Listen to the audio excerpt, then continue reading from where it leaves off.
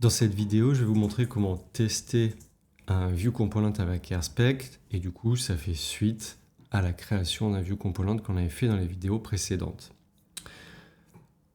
Pour ça, dans la documentation du View Component, il y a toute une partie dédiée au test. Nous, dans cette documentation, on va regarder la partie Use with AirSpec et la première chose qu'il faut faire, c'est compléter un petit peu le setup du fichier Rails Helper. Donc le fichier Rails Helper, il se trouve dans le dossier spec. Alors ça présuppose que vous avez déjà installé AirSpec. Et il y a le fichier Rails Helper ici.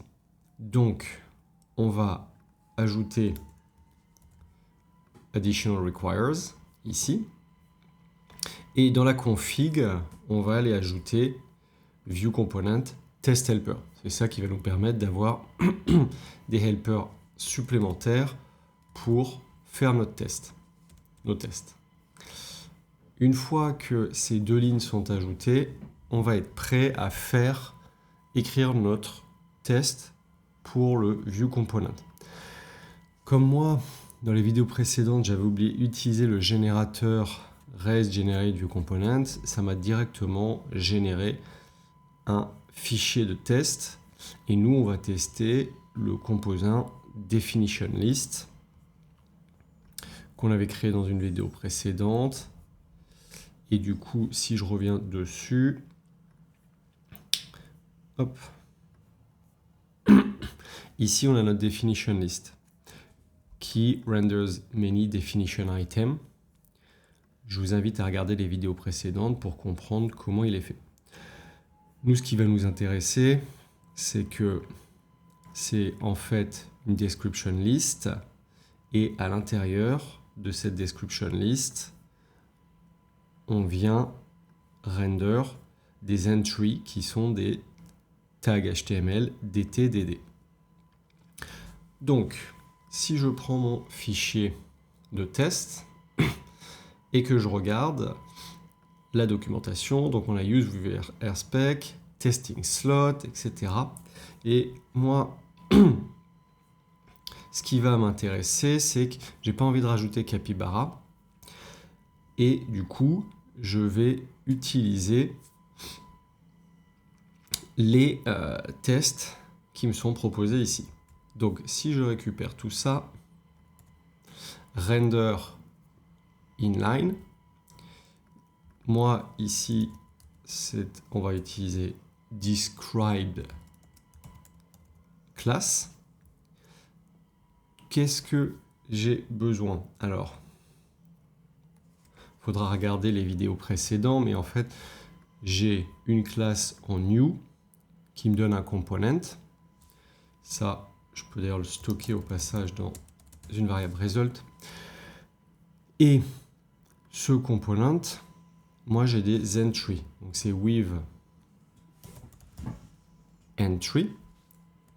Et mon entry, elle prend quoi? Elle prend un terme. Donc lui, je vais l'appeler par exemple terme 1. Et elle prend une description. Là, on va mettre par exemple description 1. On va s'en mettre 2. Alors juste pour vous remontrer peut-être, encore une fois, c'était dans les vidéos précédentes, mais c'est ce qu'on fait là. Render definition list component avec une entrée et une autre entrée et une autre entrée. Donc ici, j'ai render inline, describe class, c'est bien mon definition list, et deux entrées. Qu'est-ce qu'ils nous disent? Ils nous disent, OK, assert selector, title, text, hello. Donc nous, ce qu'on peut voir, c'est est-ce que j'ai bien un DL, pardon, et on va déjà juste commencer comme ça. Donc, bundle exec, spec component definition list. C'est parti. Alors, une erreur. Oh, alors là, attention, il faut quand même it renders a definition list with entries. Il faut quand même faire un setup qui soit correct. Ce sera beaucoup mieux. OK. Undefined assert selector. Alors effectivement, moi j'avais vu ça. Du coup, je vais vous proposer une autre façon de faire que j'avais travaillé en amont. Et on va dire, en fait, je m'attends à ce que mon result ici, .css, il est un DL. Et on va même pouvoir rajouter un truc un petit peu particulier, c'est que on va compter combien on trouve de DL, et je sais qu'il doit y en avoir qu'un, puisque en fait j'ai un DL qui vient de mon definition list, et ensuite j'ai autant de DT et DD que j'ai d'entrée. Donc ce qu'on peut faire, c'est on va compter combien il y a de DL, et on va compter combien il y a de DD. Si je renvoie, donc là, ça fonctionne. On a donc render inline un view component et on est allé regarder si dans le résultat de ce qu'on a rendu, le HTML généré, on a bien un DL et on a bien des DT.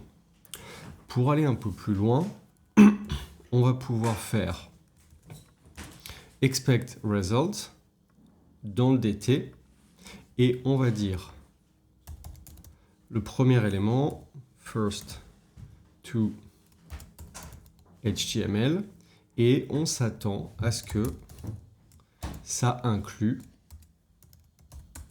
le terme 1. Ça, le terme 1, d'où est-ce que je le tire? C'est ce qui est ici. Si je teste, ça passe de nouveau. Et si je teste le DD, on s'attend à ce que ce soit description 1. Hop. Et voilà. Donc, avec ça, on a pu tester que notre view component se render correctement et affiche les bons éléments. J'espère que ça vous a plu. Je mettrai la doc dans la description de la vidéo. Continuez à me suivre sur Cocoricodo et à bientôt.